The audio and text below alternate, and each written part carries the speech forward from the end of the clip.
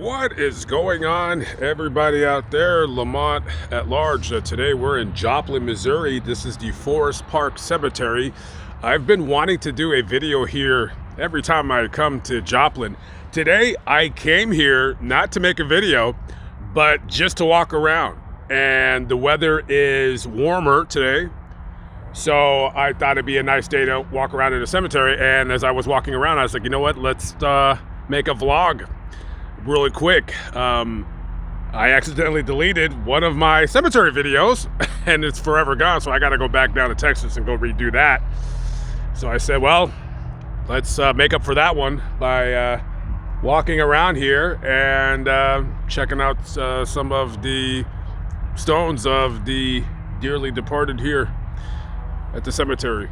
As you can see, there's still a little bit of ice on the ground out here, so I couldn't drive my minivan, because minivans and snow don't get along, especially when they're not four-wheel drive. So I parked my casa over on the other side of that tree line. Oh, we have a... Oh. Better get out of the way. Definitely don't want to get my socks wet. That's for sure. This right here is John Harold Bailey. Let me tell you, I've been meaning to do a story about this guy for the last 5 years, I believe. This is the first time I'm actually visiting his grave. John Bailey was very infamous in his heyday back in the 1920s, 1930s. He was a bank robber. Now, we're not going to get too much into detail about his story, and the reason why that is because some of his exploits I'm going to be doing for separate videos in my channel. If you notice on my channel, you're going to see occasionally, not too much, but on occasion, two videos combined together. I'm not going to do a lot of those, but you know, it's going to be a part of the repertoire, if you will. Yeah, John, he did a lot of time in prison for his bank robberies, and he didn't get released out of prison until I want to say the 1960s, and by that time he was already in his late 70s, I think. Yeah, he was an older guy. He did time in Alcatraz, Leavenworth, yeah, all that. But some of those stories I want to do on my channel, in particular one of the robberies that he did, which was in Nebraska, was the largest bank robbery at the time in the nation. So yeah, just him and his wife. He lived to be 91, man. So, you know, maybe that prison time kind of slowed the aging process, but a very interesting. I've always been interested in bank robbers. I don't know why. I want to do more of those kinds of videos. So rest in peace to the Baileys, and hopefully soon you'll see a couple of his stories on my channel.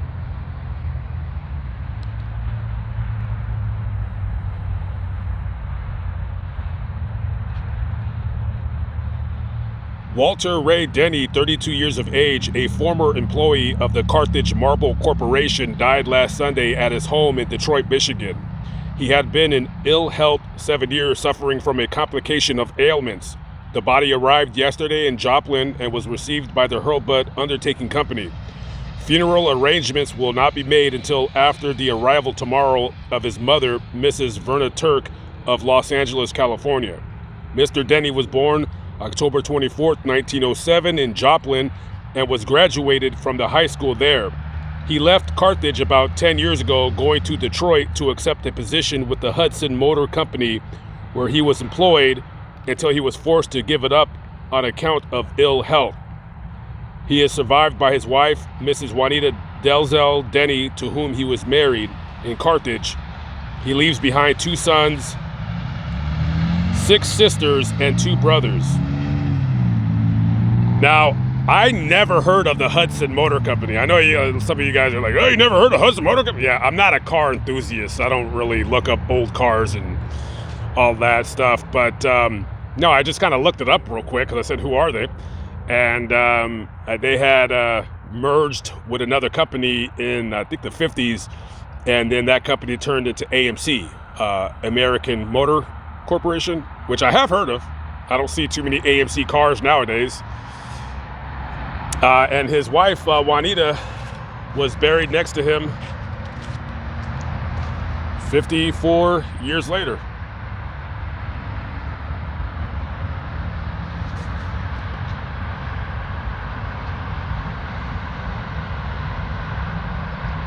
How many times do you think that Juanita came to this exact spot where I'm standing to visit her husband? And she would have been very young when he passed. She was in her mid-30s. And still here, together forever, united in death.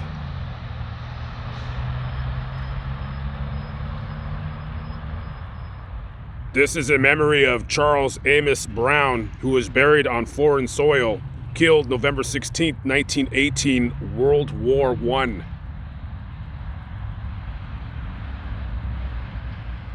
This is Patrolman Paul Wesley Harlan, and he was an officer with the Joplin, Missouri Police Department. We're going to go back to November 22nd, 1979. It's Thanksgiving, and I'm sure he would rather be at home with his family, but he has a job to do. So he's on routine patrol, and he gets a call on the radio of a hit and run. Somebody caused an accident, and they fled the scene. He gets a description of the vehicle, and lo and behold, he sees the vehicle traveling down the road at a high rate of speed. So he turns on his lights and sirens, and he starts to pursue the suspect. So they would get into a high-speed pursuit that went on for several miles, and it ended on the corner of Main Street and Murphy Boulevard. Both vehicles ended up crashing into a brick wall. The suspect, not badly hurt, he jumps out and he runs for the hills. Paul is gravely injured. He would be taken to the hospital where he would succumb to his injuries 2 weeks later, December 6, 1979. They eventually caught the other guy in Texas, and they extradited him to Missouri. A young man who died only but a few days after his 25th birthday.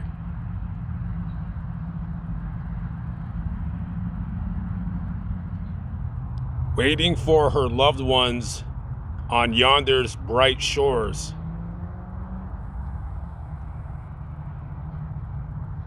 Okay, we're gonna make a very treacherous journey down this very small hill to the other side of the cemetery. I can see already right here, this is where some of the older monuments are.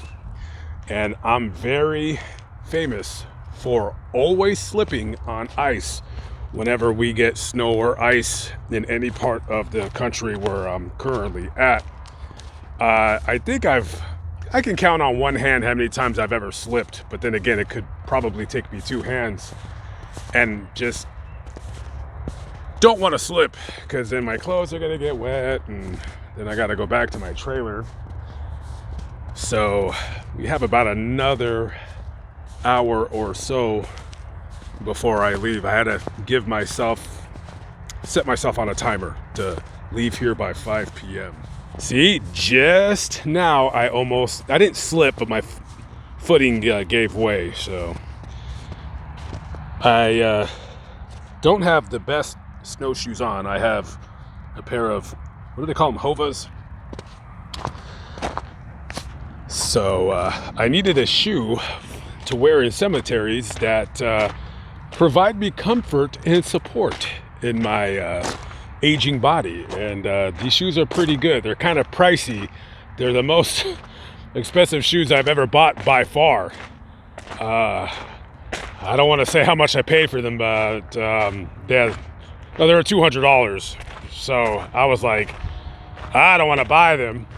And my sister was like, listen, you know, trust me, if you buy them, you will thank me later. And a big sister was right. Yeah, no, these are very good shoes, so hopefully they last me a long time. One of my favorite things is not knowing something and not really finding out anything. I just walk away and I never really know. But why is this wired cage around this grave? I have no idea. I don't think I'll ever know. Is it to prevent it from falling? That's my only guess. That is my only guess. Sarah Jane, wife of John Angel, born August 27, 1842, died June 3rd, 1915. My question is, will this grave ever be righted up? And I'm going to say, hopefully one day it will. I don't have the tools with me to try to even attempt that, which is why I need a bigger vehicle to carry these things.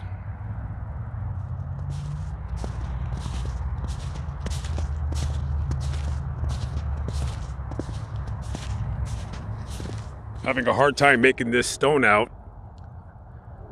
Pearl, daughter of Frank and Lou Bryan. She was born September 9th, 1899 and died March 26, 1907. And there's an inscription right here. All I can make out at the bottom is, soon she slept and died.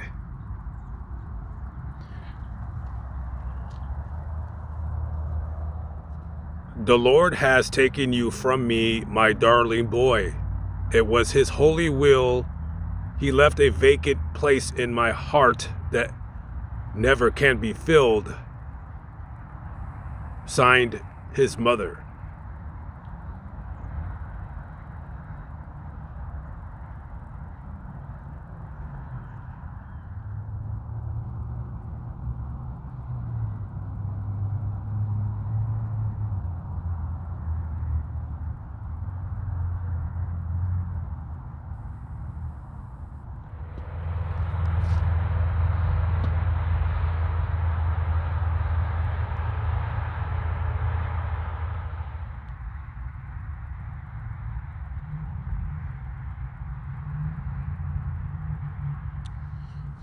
Some of my favorite markers are these right here, ones that are made by hand. It tells you something possibly of why it was done this way. Maybe it was financial, maybe it was emotional. She left behind 2 small kids. She died during a miscarriage. Sadhana.